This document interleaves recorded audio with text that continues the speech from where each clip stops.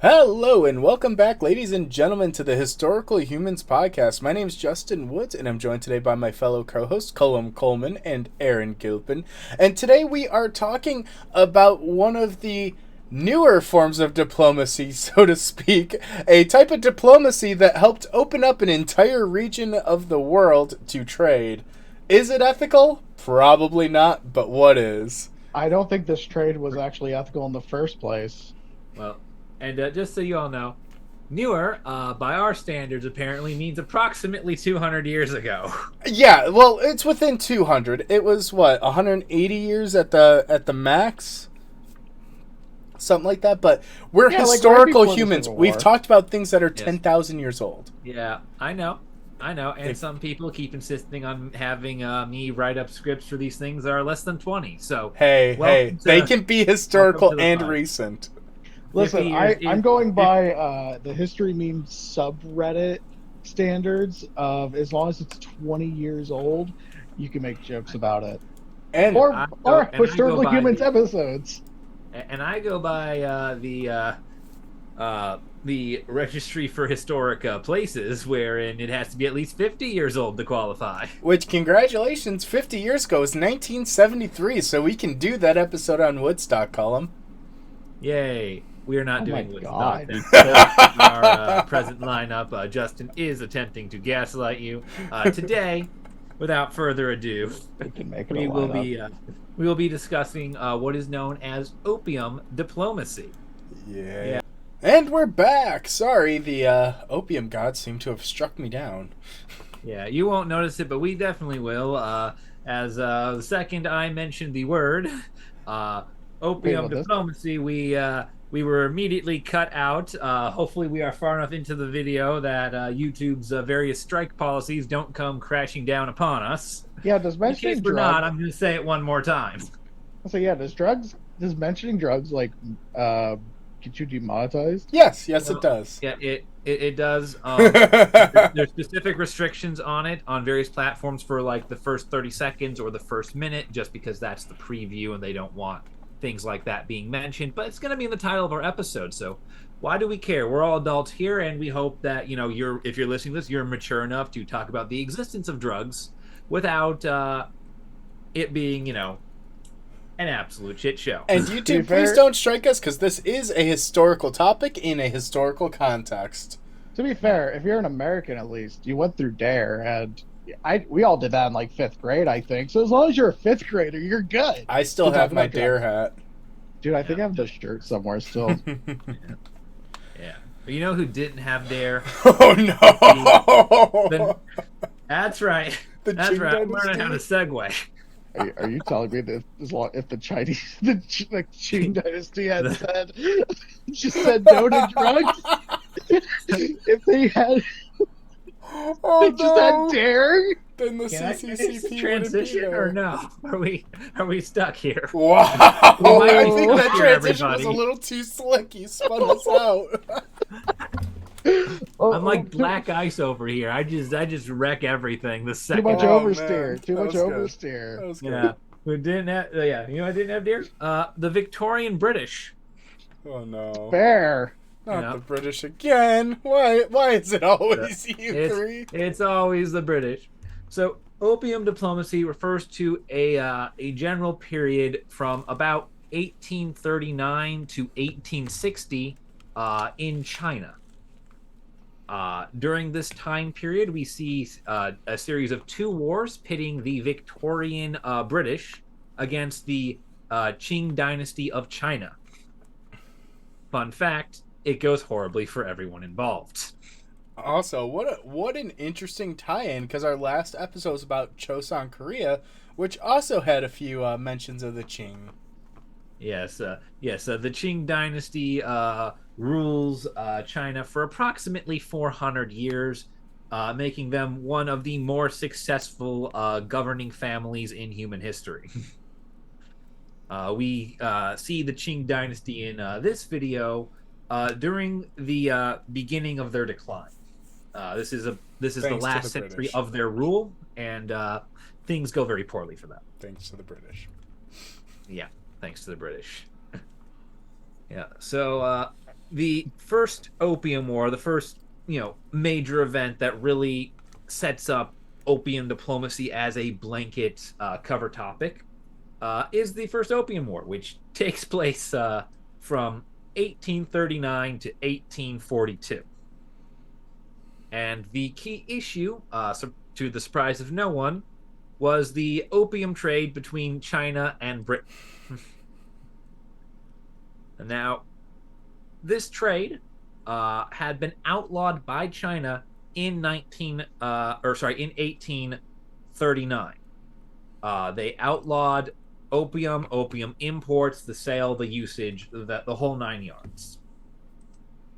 Prior to 1839, opium had been a sought after and well used painkiller and medicine in China, which the Chinese were more than happy to import in small quantities from British controlled India.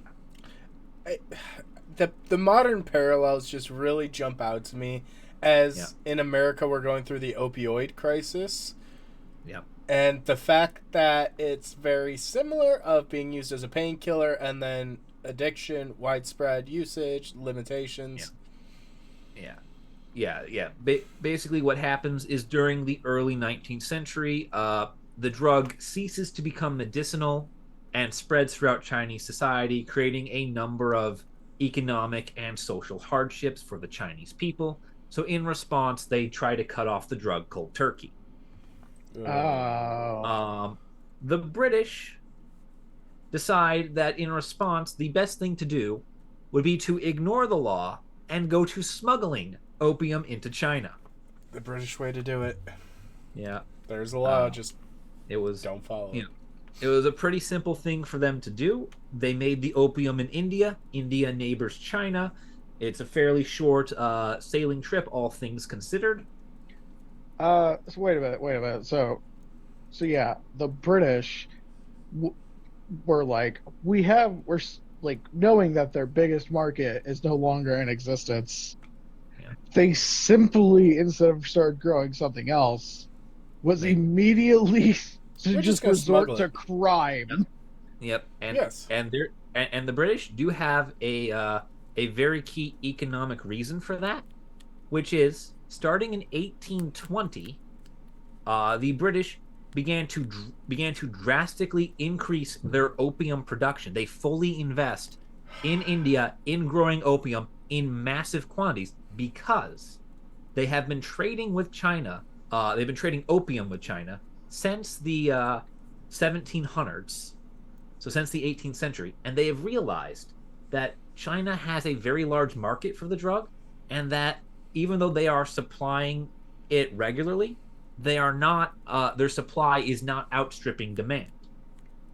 So they decide that they are going to maximize supply until it surpasses demand. And this means that they stop selling to doctors and apothecaries and start selling to anyone and everyone who will pay. Oh, jeez. That's the second most British thing, of just oversaturating a market where they see profitability.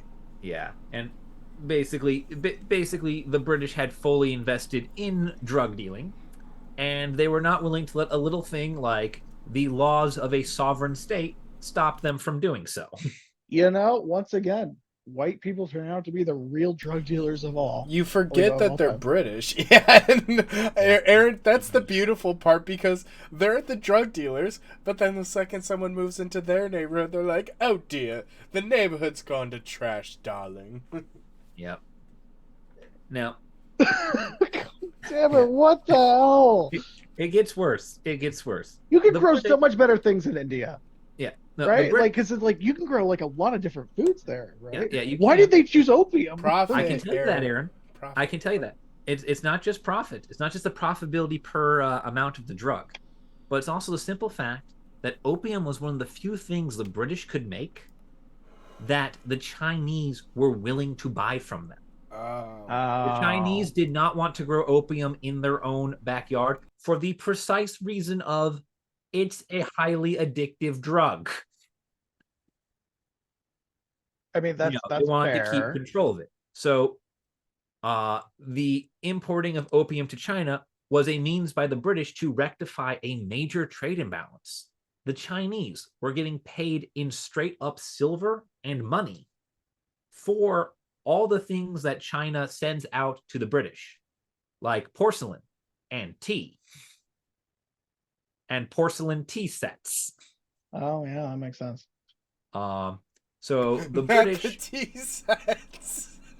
yeah. So the Yeah. British, understandably, have their like national bank's cash reserves plummeting because the British people are importing so much from China, and China will only accept opium or direct money. Yeah. I mean, again, direct money. That sounds Money reasonable. Now, but basically, the British government recognizes that it's going to go bankrupt trying to sustain this trade imbalance. So what do? They increase the production of opium, the one thing that isn't cash money that the Chinese will take in exchange for tea. And they ramp it up to a very much industrial scale. This is industrial revolution time, baby. Yeah, It is doesn't mass opium plant production. really destroy the soil? Like without crop rotation? I think that's anything you grow in the ground, if I'm being honest. It can be bad, but opium specifically is a very draining item to that. And around this time period, they didn't have the same soil sciences. So yeah, there wasn't a thought put into play as to what's good, but at the same time, the British didn't really care about India like that. It's like British, like, oh, it's a good thing we have this entire subcontinent on which to just chop and burn and grow everything. There's probably some family heirloom porcelain tea sets that are in the UK currently that were bought with opium. Now that you think about it, because this wasn't very long ago.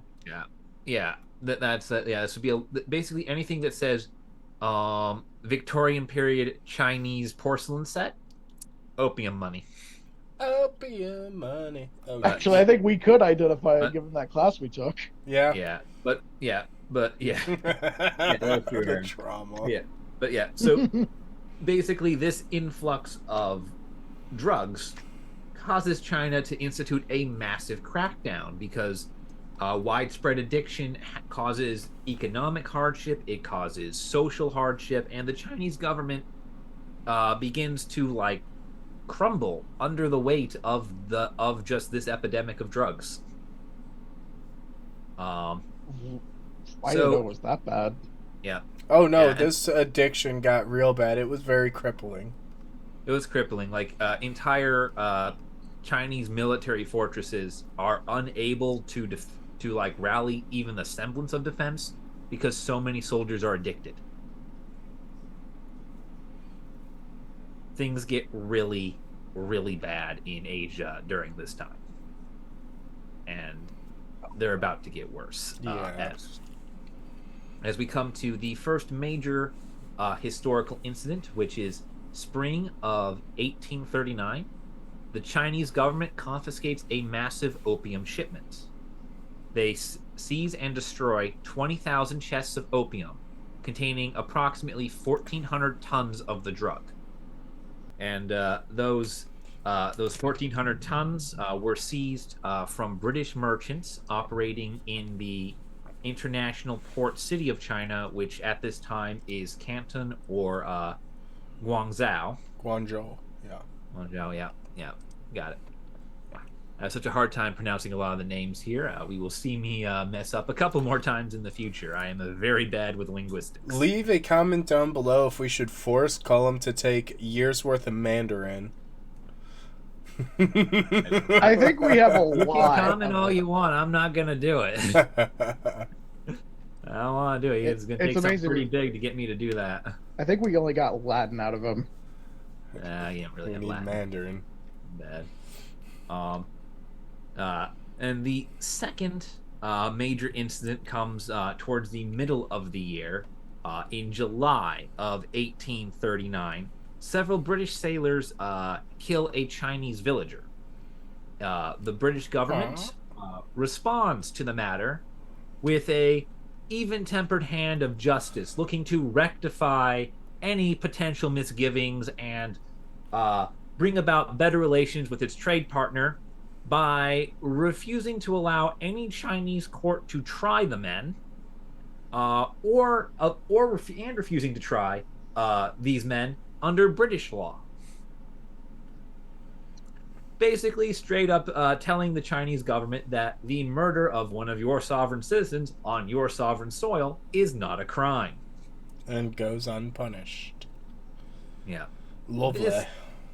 This naturally incentivizes or incenses the Chinese government to put up a blockade of the Pearl River near Hong Kong. Now, the Pearl River is the way into Canton. Fun fact about a lot of the major Chinese trading ports, they're not exactly coastal. They're on a river that leads to the coast. Inner city, that's a way you connect to the inner parts of the country. It's the original industrial highways. Yeah. So rather than sit on the coast where all those nasty ships are, they hide up in the river where you can only put a few in at a time. That never stopped the Vikings. Also, not to mention, rivers tend to be drinkable. They're potable, whereas the ocean isn't very potable. That is also I don't know what you're talking about. Drink seawater. Don't let the government stop you. Aaron. No, don't make people vomit. But yeah, so with this, hostilities break out during 1839 with this blockade, which the British proceed to send several warships to just absolutely annihilate. And they do. In 1840, the British government decides that they need to send what is called an expeditionary force to China. Now, when the British say they are sending an expeditionary force, what this effectively amounts to is punitive raiding. They will send armed soldiers into a sovereign country, kill anyone they find, burn any cities they encounter, and loot them. Really living up to that Viking heritage, aren't they? Yeah, I don't think the Vikings want this on them, Aaron. I don't think the Vikings want this on them. No, the Vikings lived by a standard of morals and guidelines. They did horrible things, but I think the British even send the Vikings running for the hills. Yeah, it's a very much a we're you but worse type scenario here. We're embarrassed. Yeah, the British are known for sending expeditionary forces, and what that basically means is we're going to explore an area and punish people for existing in it.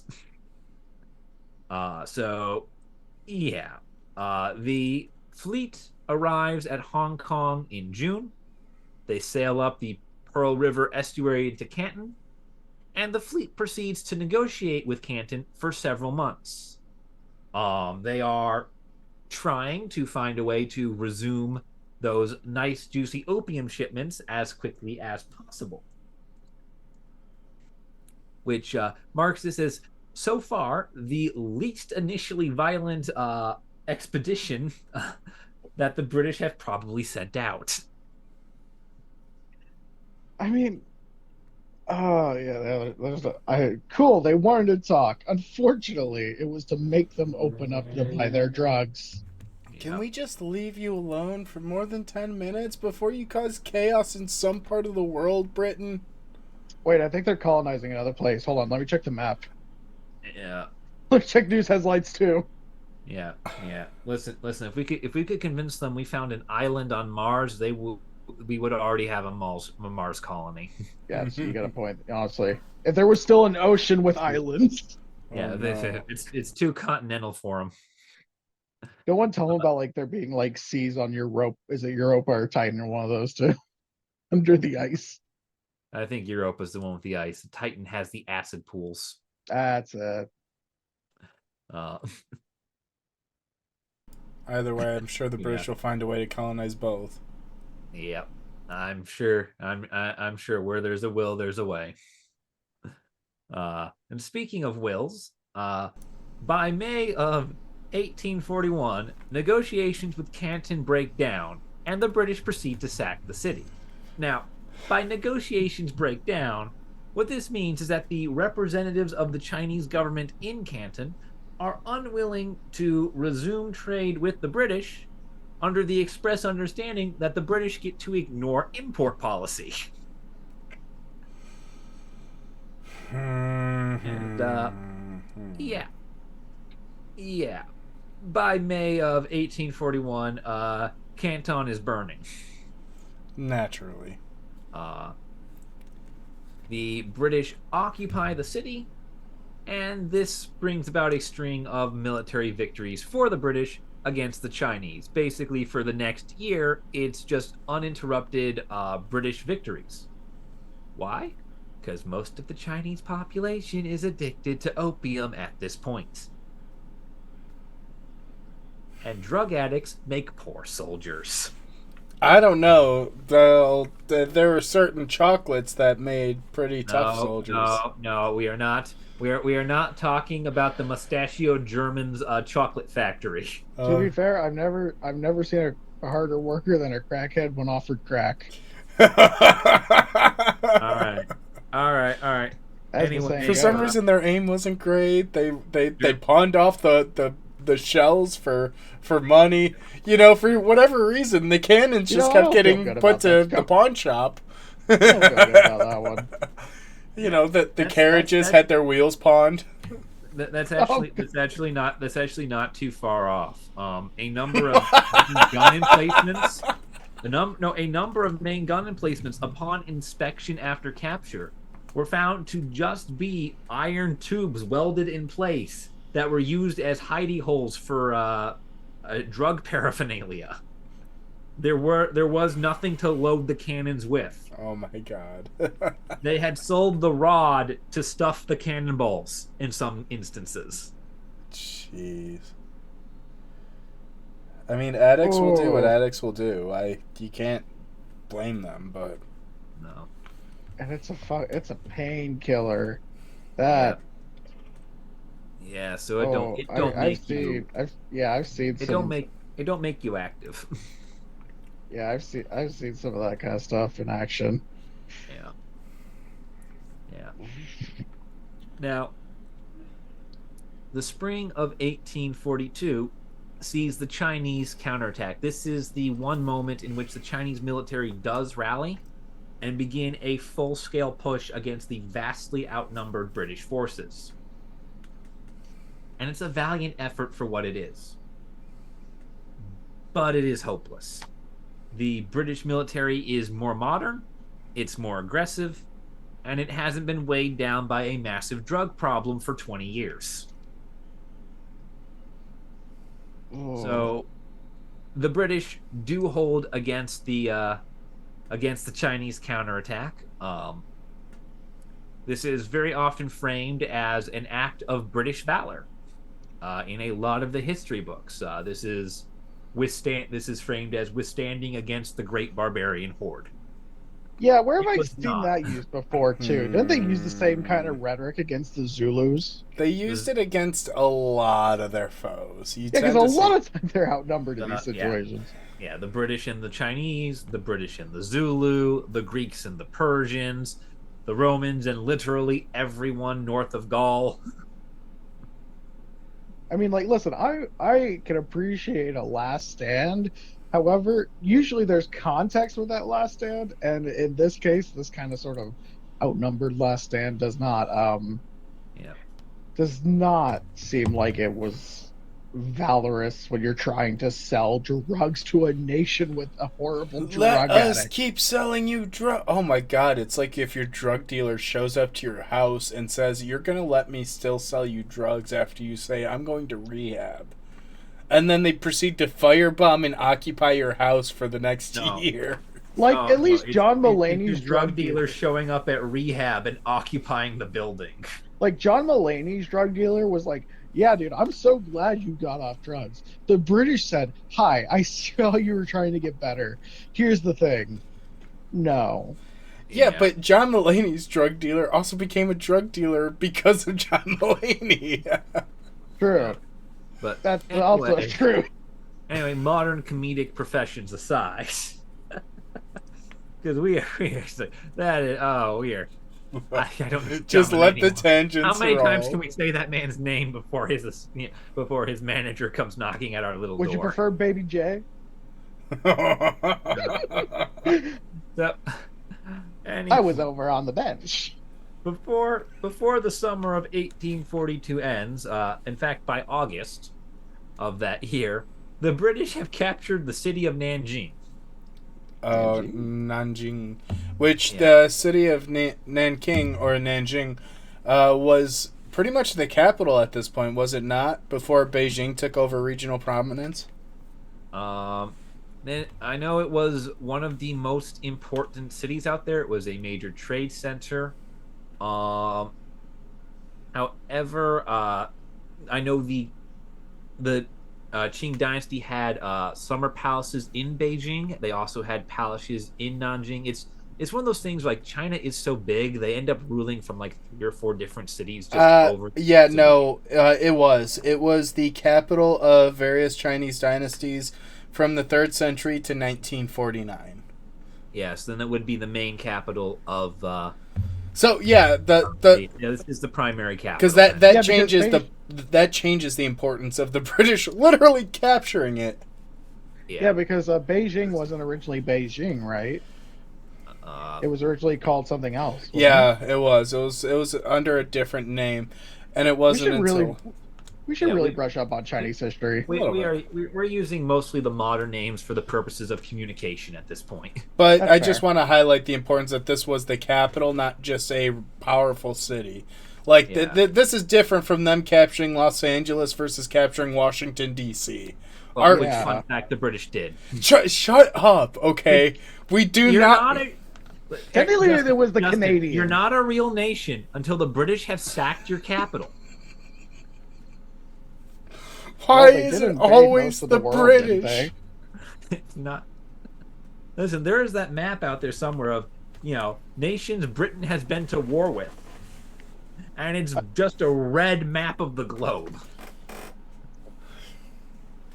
So you're telling me if Kosovo wants like nationhood, they need to call the British to take their capital first.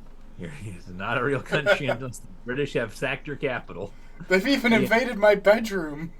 Yeah. I mean, they did invade America a few Justin has times. always fallen. Militarily and culturally, thanks to the Beatles. Yeah. God save the Beatles. But yes, with the capture of Someone had it coming. Nanjing, fighting is brought to an end. I do not believe that the ruling dynasty is captured during this assault. However, I didn't see anything one way or the other on whether or not the heads of state were in the city at the time. I guess if Because, they did capture they- them, they would just force them to open up. Or they'd Yeah. be the headless of state. Yeah, something like that. Again, they do have that summer palace in Beijing, and August is the end of summer, so it is quite entirely possible that they were mercifully out of town when it got hit. Yeah.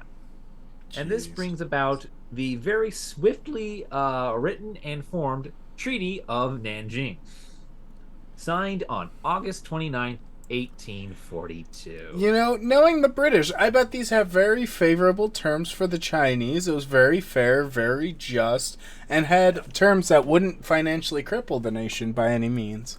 Yeah, no, it's a perfectly ordinary precept to the Treaty of Versailles, because treaties in this territory are all about punitive measures and assigning blame.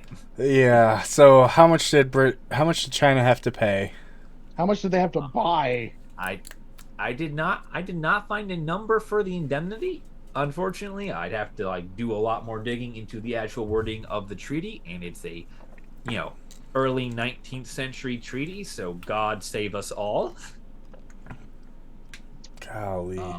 But yes, China must pay an indemnity to Britain for causing the war.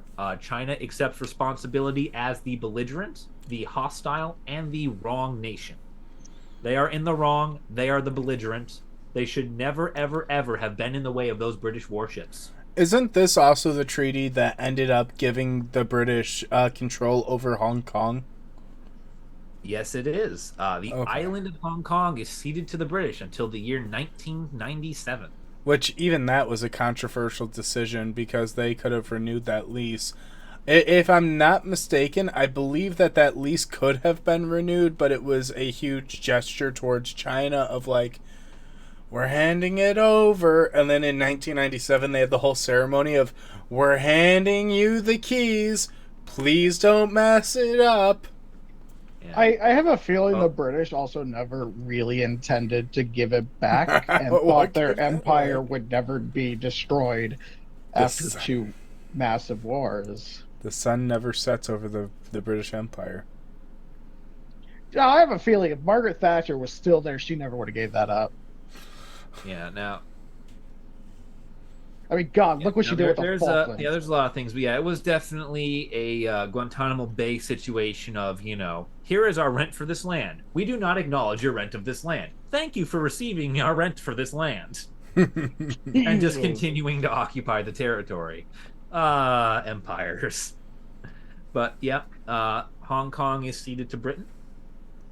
Additionally, the British trading ports in China are increased from 1 to 5. Originally, British were only allowed to trade in Canton.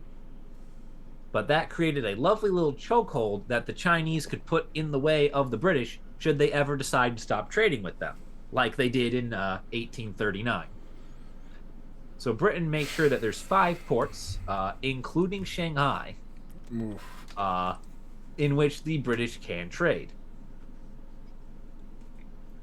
And yeah, one of the reasons why Shanghai is very important on this list is for a long time in the English language afterwards, there comes the colloquialism getting shanghaied, which is a very racist term for someone kidnapping you.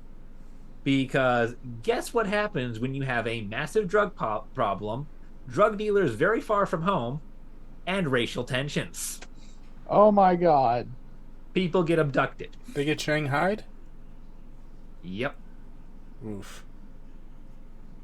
Yeah. So I thought that was worth including there just because it made it all the way into the 21st century as a colloquialism of the English language. To be fair, I think this is the first time I've heard of it. It's a very prominent one. It was very big in the 60s and 70s too. Yeah. If you watch, if you look at a lot of film and TV from like I want to say 1960 to like 97 or so, people will refer to abductions as getting shanghaied. It was a very big theme in a lot of action films, weirdly enough. Yeah. Well, part of the action films are like, we're gonna kidnap someone, so the hero has to be a hero. Taken 1, 2, 3 to 5. Speaking of film, we've done an episode on the Hays Code. You guys should check that out. Yeah. There is Shameless plug. Following. That's shameless if it's ours. But guess what, guys? If you think that the British are going to stop there with this one treaty, you're wrong. Because the very next year, the British come back and say, hey, you know that treaty we made you sign and all that stuff? But wait, there's more. Yep. We decided that treaty wasn't good enough. Oh my God. Introducing the British Supplementary Treaty of the Bogue, signed October 8th, 1843. This one seeks to remove all of those wonderful injustices that China claimed it experienced and did in fact experience at the onset of the war. Things such as British citizens being able to be tried by courts in China. The Treaty of the Bogue grants British citizens extraterritoriality, meaning it is illegal under international law to try a British citizen in anything other than a British court. Lovely. So if they commit a crime that's illegal in China but not in Britain, they wouldn't be pursued. Well, or no, if it was illegal, they just get away with it because it's what it means is that the Chinese government has to file a request for the British government to try the individual. at which point the British government can just ignore it or put on a big show of declaring the person innocent. Because extraterritoriality disputes were a major contributing factor to this war. The murder of the Chinese villager and the subsequent refusal to hand over the sailors by the British government was, one of the instigating factors of the initial blockade. They really just had to rub more. Like, they probably brought the treaty back.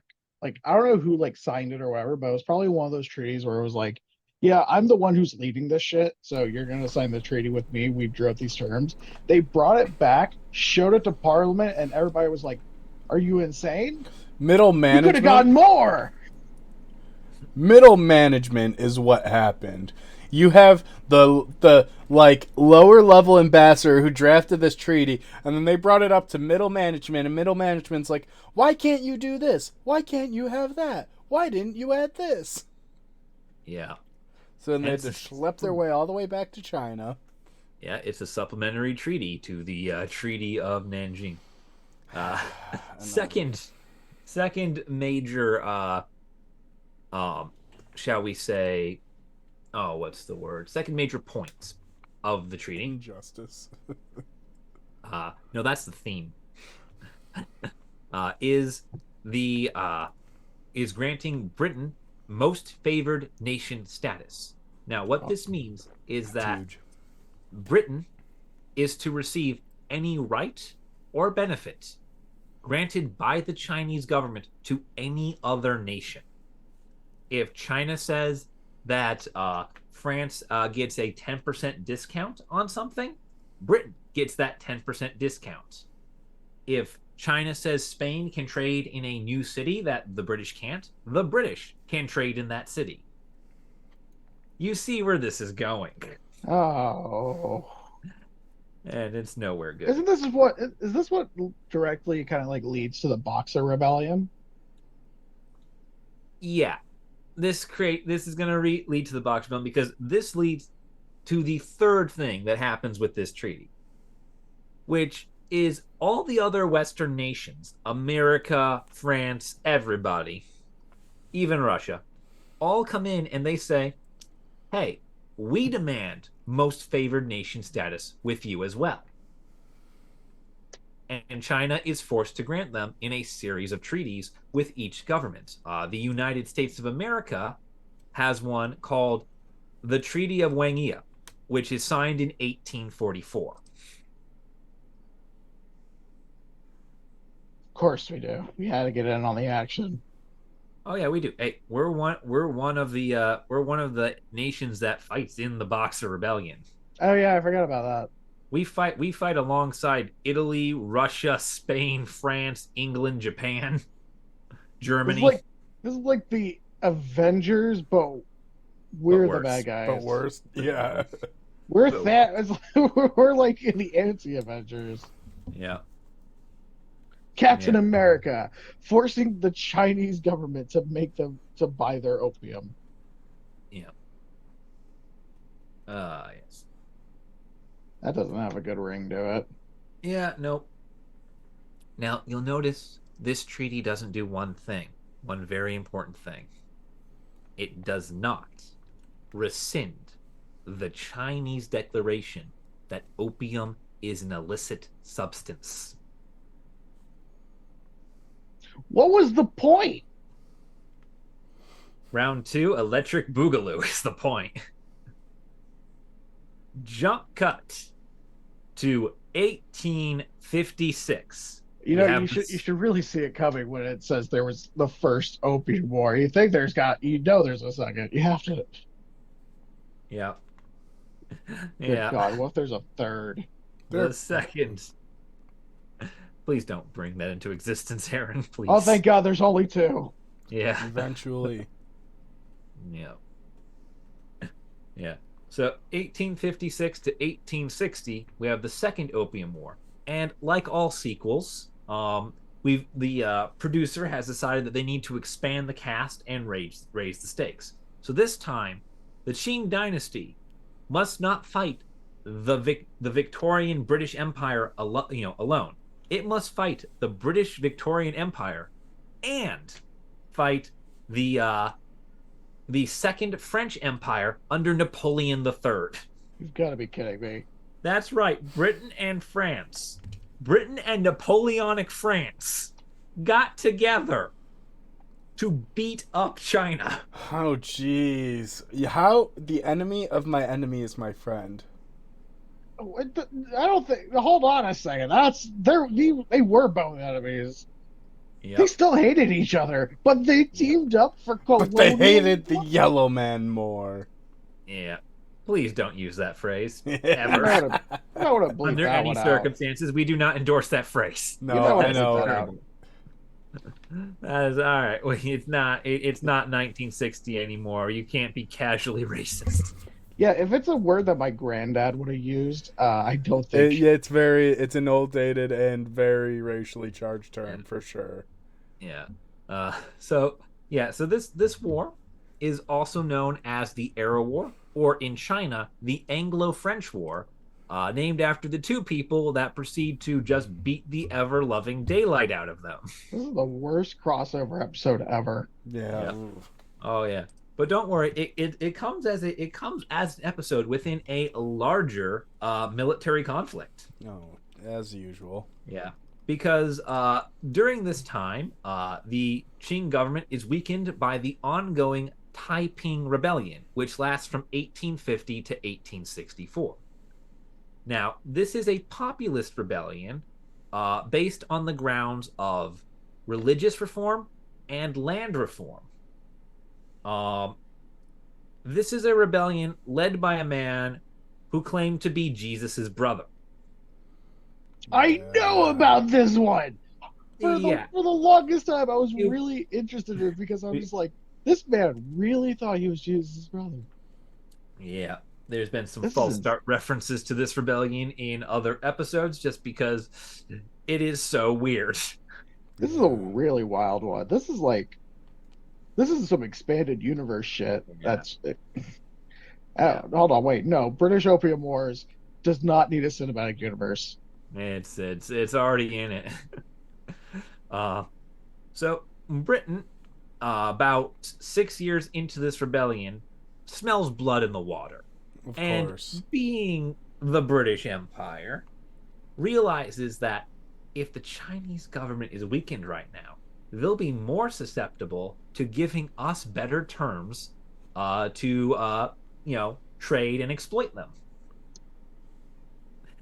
So the British government declares war on China. And they do so. Naturally. They do so in the most hilarious way possible. Because, Concerned. Because your grandfather's deck has weak cards is not a suitable phrase for declaring war. So they need need some pretext. sort of context, a pretext, provocation. Oh no! Are they? Oh no! Nope. The USS Maine all over again, Yep. but British. It's actually a little funnier than that. So, in October of 1856, Chinese officials board the British ship Arrow while it is docked in Canton. They have arrived to arrest several Chinese nationals serving as sailors on this ship for crimes against the government. These sailors are later released. However, by the time the story gets back to the British Naval Command, it has been distorted to the point of saying that they ripped the British flag off the mast when they came on board. Them's fighting words. Britain decides to take this account at face value. They really did not. What? And proceeds to bombard Canton by the end of October. Naturally. That is like some how dare you not stand for the Pledge of Allegiance type shit to the extreme. Yeah, it is, and it's just there is no real indication that the Chinese officials actually removed the British flag from the mast. But by the time it gets back to to the British Admiralty, it contains all sorts of far-fetched things. The full report, like saying that the Chinese then sprouted wings and spat fire and acid, would probably not be the most absurd thing in that report. Please tell me that's not an actual thing they said. No, it's not an actual thing they said. It's a completely absurd thing that would not seem absurd in the context of that report. Okay, fair. It's one of those fantastical reports that are designed for one purpose only: start a fight. After several skirmishes between the British and the Chinese in Canton, a stalemate ensues and all trade across China ceases. Sorry, I'm getting some backflow noise here. I hope he doesn't come through for any of you, but we'll keep going there. It's a little distracted me, but I apologize to all of our viewers. Hopefully we don't hear it. By December of 1856, tensions have escalated following a series of fires in Canton. Can we guess what caused those fires? The British! The British! Just for a little bit of hope, that wasn't the British for once. Gonna go for cow. Cow kicked over a lantern. Hey, that one sound, yeah. No, that's an Americanism. Is it rebels just burning down the British assets? Yep, it is the Chinese people living in Canton who are so fed up with being bombarded on a daily basis that they go to the British warehouse district and burn all the British factories and warehouses to the ground. Oh, they're not going to be upset about that. The British are very angry. They'll just let it happen and be alright. Yep. It is at about this time that the French decide to join the British in their war with China. The French don't want to get left behind their very much ancient rival, whom they very much hate at the moment. And they see an opportunity to expand their trading rights in China at the same time that Britain does. So, kick the guy while he's down.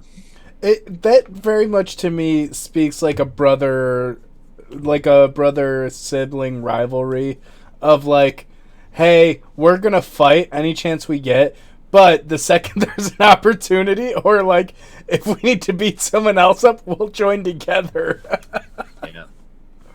Yep. Oh, I mean, it depends on what you want to call the Angevin Empire back in before the 100 Years' War, but this was after 100 Years' War, Aaron.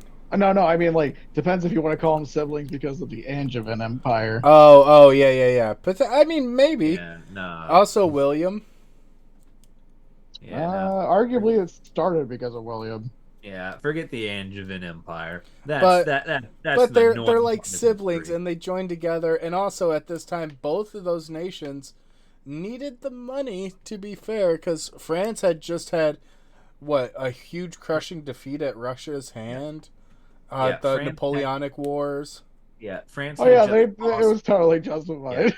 Yeah, the first French Empire had fallen, which was run under Emperor Napoleon Bonaparte, the famous one, and they were incredibly in debt as a result of those wars. In fact, they sold the entirety of Louisiana to the United States for dirt cheap because of it. Yeah, they were desperate for cash, so naturally the French need to get in on this as well. Now, France has a little bit more of a stock pretext than the British. France's claim is that a French missionary in interior China, a place which is barred to foreigners, was killed for proselytizing to the very much not Christian Chinese. I think he had it coming. Probably, yeah. I don't disagree. Yeah. So this attack against not only the nation of France but God Himself and all Christians everywhere is the champion that the French choose. Fun fact: I believe he had died a full year prior to to France actually claiming this incident had happened. Are you telling me this is a pretext for a French Holy War? They just fudged the dates a little bit. Yeah. It just took a little while for it to get there. The news to reach them. Mm-hmm. Oh yeah. And France joining the war actually does kind of save it for the British. Naturally. Because joint military operations don't start until 1857. They don't start till late 1857 because the British forces intended to invade China had to go under an emergency diversion to India. This is due to the fact that India has entered into open rebellion. Good for them. This is the initial outbreak of what is known as the India Mutiny, and that is a push for independence by the Indian soldiers employed by Britain to oppress India, saying, hey, conditions are pretty terrible, and most of your policies are really horrible to our own people and discriminate against us as well. Therefore, we're going to take all these guns you gave us and turn them at you. Britain annex, and they call off their invasion of China for about half a year to reinforce India, because it's better to lose a trading partner than to lose a major colony. Which, at this point, India was one of the last major colonies because most others had started to gain independence. I mean, within a century of this happening, they had lost America, Canada, Australia, New Zealand. No, wait, I didn't think Canada got its independence until the early 1900s. Mid 1800s.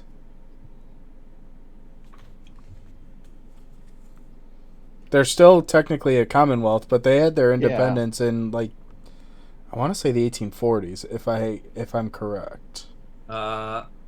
It was, I believe... Oh, 1867. 1867, yeah. So a little bit after this, but still, it was a major it, colony. It is a major colony, and it's a major colony not simply because Britain's empire is starting to see the cracks in the foundation, but also because the Queen of Britain is the Empress of India. That is her highest title. She is the Empress of India. India is the crown jewel. India must be maintained at all costs. Yeah, because after the fall of the British East Indies Company, wasn't it that technically all of India was like her under the direct rule of the Queen of England? Yeah, kind of like the King of Belgium directly owned the Congo. Yeah, I think the Belgians had a little bit more of direct authority in it and a little less bureaucracy. But yeah, it's kind of like that, and almost as atrocious. Yeah. But yeah, so the India Mutiny delays the invasion, and the British ground is effectively held by the French forces and the reinforcements there. However, once joint operations do get underway, Canton once again is swiftly captured. Its governor is immediately deposed and replaced with a British puppet. Ah, the good old bait and switch. Yeah. Or capture and switch. Yeah. Depose and switch. Yeah. It says deposed. I'm not certain if they killed him. I don't think they killed him. They probably just booted him from power. It happens. Yeah. Oh no, because if they killed him, that would make them uncivilized. Yep. Well, yeah. Well, if the British would never do something so uncivilized. So uncouth. If they killed him, I feel like at least one source would make a reference to the man's name and death, and not just say he was deposed. Sorry, Justin, you were speaking. Sorry, we all kind of talked at once. No, we're all good, but it's interesting, and it lays a lot of the context for what is truly happening here. I mean, you can see clearly that the Western powers saw the value of China as a trade partner. I mean, they had massive populations, they had massive resources, massive wealth, and it was basically an untapped market for the Westerners who had now had that power. And it's interesting to me to see how France and England are teaming together here, and boy, it's not over. They keep going, don't they? Yep. They really don't stop, do they? Oh yeah. May 1858. These Western forces of France and Britain reach Tianjin, where they force China to negotiate the treaties of Tianjin. These treaties are signed by June of 1858, and they have a number of major stipulations for the Chinese government to abide by. More stipulations. Jesus Christ. What Yep. more could they want? Number one, there must be residences for foreign envoys in Beijing, i.e., the British get to maintain a major diplomatic corps with direct access to the Emperor and Empress of China. Number two, 5 ports aren't enough anymore. We need more. So more ports are open to trade. Number 3, foreigners have freedom of movement in China. Number 4, freedom of movement throughout China is granted to Christian missionaries of any nation. France got their wish in there, you can tell. Yeah. Number Remember, 5. that was their pretext. Number 5, via an addendum, because this is called the Treaties of Nanjing, so there's like several of them being set up to do this. God damn it. So in a late addendum, opium is legal in China. It is legalized. Because that whole, fiasco of selling illegal drugs and smuggling really kind of, soured the whole British mood on things. It just made it such a downer to, profit off you people. Just, can't have that. And Damn the British.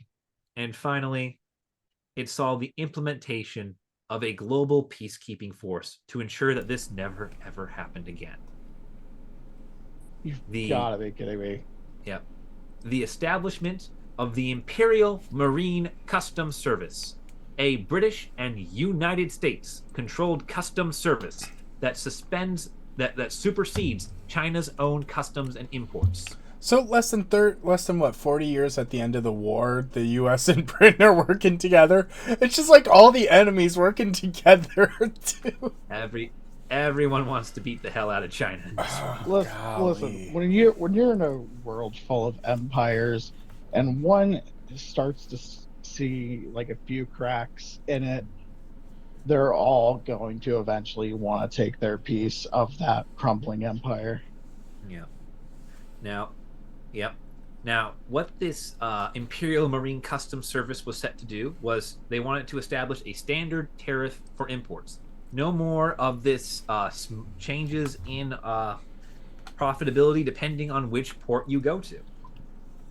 There's going to be one flat rate. And they were a regulatory body designed to ensure that the balance of trade remained favorable for Westerners, which means that goods from China can only cost so much, even if they are, even if you're taking more of them. Oh, jeez. And goods to China can only be taxed so much. That's a great thing to do to a sovereign nation, is dictate how much and how. Dictate their import tax and dictate the cost of goods they sell. Jeez. Gee willikers, that's not a good sign. Yeah, no. But fortunately, it's 1858. Everything is over. The British withdraw from Tianjin by the end of 1858. And in June of 1859, British ships are sailing to Beijing with the French and British diplomats on board to ratify these treaties, to finalize all the wonderful details that they've set in stone with their new best friend, China. Except there's one small problem. During all of this, the Chinese government never assented to any of it. The British just sort of threw the terms at them and said, "We'll be back." No. So when the British ships get to the high river guarded by the Daegu forts, The fortresses deny them entrance. And the forts don't even really try to keep them from going to the destination. This isn't a flat blockade. They simply say, you can't pass along this river. Please go around. And offers them a different route to Beijing to continue their negotiations, as the fortresses recognize the convoy as a diplomatic convoy, and thus do not treat them as full military belligerents. British decide that altering their course and going along a different river to Beijing is a grave insult against the sovereignty and security of their empire. So they really couldn't just. They literally just couldn't go around. They literally were given a. They're like, you shall not pass. They could have been like, yeah, river's under construction. You can't go this way. Yeah. So like, seats taken. Yeah. So guess what the British do? They attack. Yep, they open fire on the Dagu forts. Except in a rare turn of events, the fortress holds. I mean, it was a diplomatic envoy, wasn't it? Yeah, but they're on board armed British military vessels. Yeah, it's the British Navy. You gotta expect them to be armed. Your diplomats are on board military vessels. You don't send them in a dinghy. So we decided to send the ambassador to Morocco there by windsurfing. No, but the equivalent would be like, yes, the ambassador arrived in the port on the nuclear submarine with the envoy attached. The Americans have sent negotiators on board battleships. I mean, that's how we opened Japan. We don't talk about that. That's also how we got that. That's also where they were surrendered to after the Second World War. Yeah, that is true. The British are driven off from the Dagu forts and the High River with heavy casualties. The British are massacred in this fight. They lose a lot of people over nothing. In response to the assault against their fortresses, China refuses to acknowledge any of the treaties and accepts the actions of the British fleet as a declaration of war.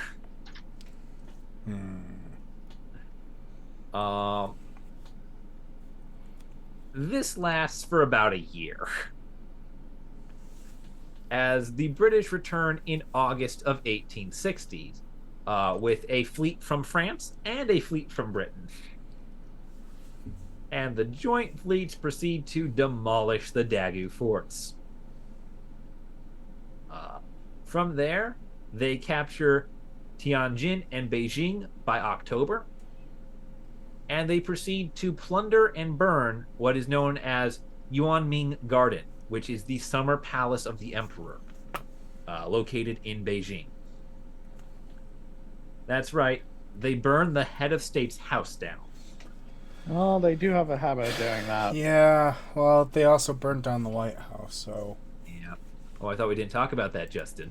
When we're talking about burning down the heads of estates, it tends to be a repeat habit. Yeah.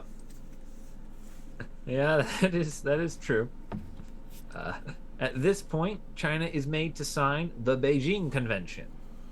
Now, this is an agreement that does a couple of things. Number one, it acknowledges, honors, and ratifies the treaties of Tianjin.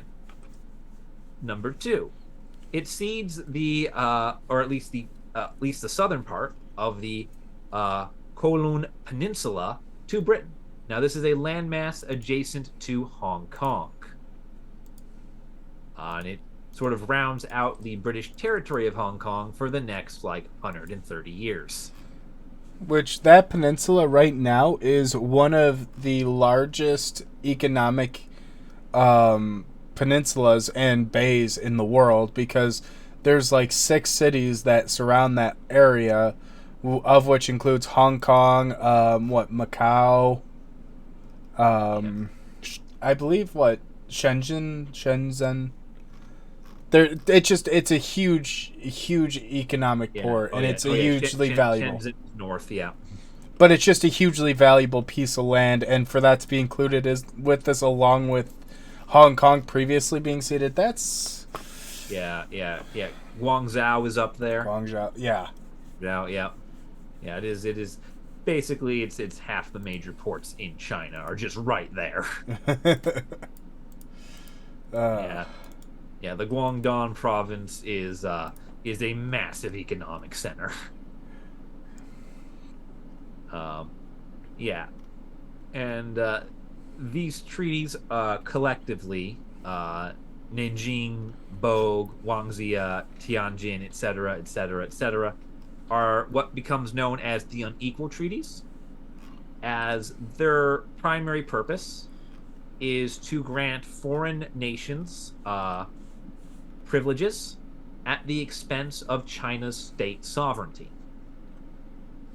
They are, inherently unequal.